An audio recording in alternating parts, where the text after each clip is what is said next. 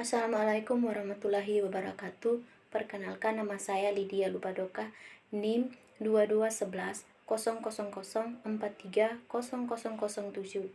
Di sini saya akan menjelaskan tentang interaksi sosial dan proses sosial. Interaksi sosial. Sejumlah ahli sosiologi mengkhususkan diri pada studi interaksi sosial. Ini semua dengan pandangan ahli sosiologi seperti Max Weber, bahwa pokok pembahasan sosiologi ialah tindakan sosial. Dalam sosiologi, berkembang cabang yang mengkhususkan diri pada kehidupan sehari-hari, yang dikenal dengan nama seperti The Sociology of Everyday Life Situations, The Sociology of the Familiar, atau Down-to-Earth Sociology. Interaksionalisme simbolik. Untuk mempelajari interaksi sosial, digunakan pendekatan tertentu yang dikenal dengan nama interaction perspective, di antara sebagai pendekatan yang digunakan untuk mempelajari interaksi sosial.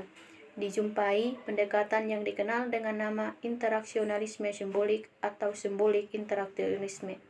Pendekatan ini bersumber pada pemikiran Georg Herbert Mead.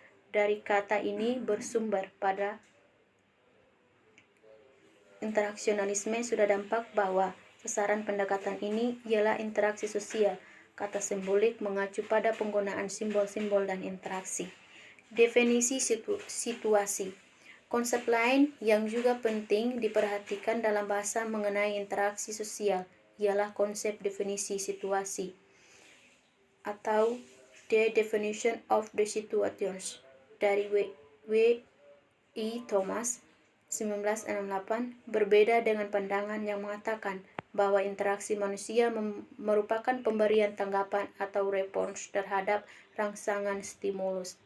Maka, menurut Thomas, seseorang tidak segera memberikan reaksi manakala ia mendapatkan rangsangan dari luar. Menurutnya, tindakan seseorang selalu didahului suatu tahap penilaian dan pertimbangan. Rangsangan dari luar diseleksi melalui proses dinamakannya definisi atau penafsiran situasi. Aturan yang mengatur interaksi. Definisi situasi yang menurut Thomas dibuat oleh masyarakat itu merupakan aturan yang mengatur interaksi manusia. Aturan apa sajakah yang menuntut perilaku manusia di kala mereka berinteraksi?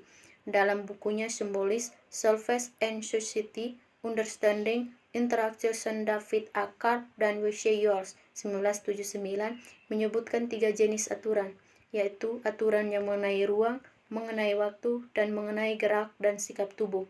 Karena di sebagian uraian mereka didasarkan pada karya ahli antropologi Edward de Hart, maka tulisan Hart akan kita kaji lebih mendalam. Komunikasi nonverbal. Suatu hal penting yang dikemukakan Hart ialah bahwa dalam interaksi orang lain membaca perilaku kita bukan kata kita.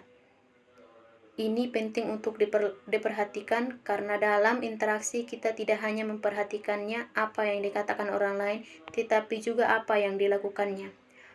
Hart dan Hart 1971 mengemukakan bahwa komunikasi nonverbal, communication atau bahasa tubuh, body language, yang menurutnya ada sebelum ada bahasa lisan dan merupakan bentuk komunikasi pertama yang dipelajari manusia. Kita gunakan secara sadar maupun tidak untuk menyampaikan perasaan kita kepada orang lain. Dalam kehidupan sehari-hari, kita memang dapat mengamati bahwa orang dapat berkomunikasi tanpa mengucapkan kata sepatah pun. Interaksi dan informasi. Kemampuan mengambil peran orang lain memungkinkan seseorang untuk berinteraksi dengan orang lain. Pendekatan Mead ini digunakan untuk Karp dan Yours untuk memahami interaksi. Warna kulit. Dalam masyarakat yang mengenai diskriminasi ras seperti Amerika Serikat, misalnya seorang agen polisi berwarna kulit putih, meskipun mengetahui bahwa pengemudi mobil tersebut adalah seorang dosen, mengapa si dosen tersebut dengan panggilan Boy meminta agar dalam percakapan di antara mereka si dosen berkulit hitam dengan sapaan Sir Shorty. Aturan di masa lampau berlaku dalam interaksi antara orang kulit hitam dan orang kulit putih di daerah selatan dan mencerminkan pandangan mengenai keunggulan orang kulit putih. Usia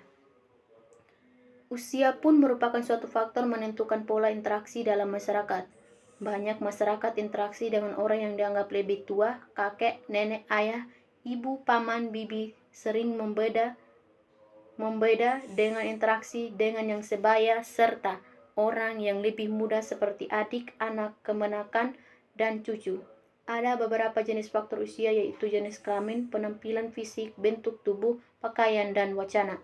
Proses sosial. Proses sosial adalah cara-cara berhubungan yang dapat dilihat apabila orang perorangan dan kelompok-kelompok manusia saling bertemu dan menentukan sistem serta bentuk-bentuk hubungan tersebut, atau apa yang akan terjadi apabila ada perubahan-perubahan yang menyebabkan goyahnya cara-cara hidup yang telah ada.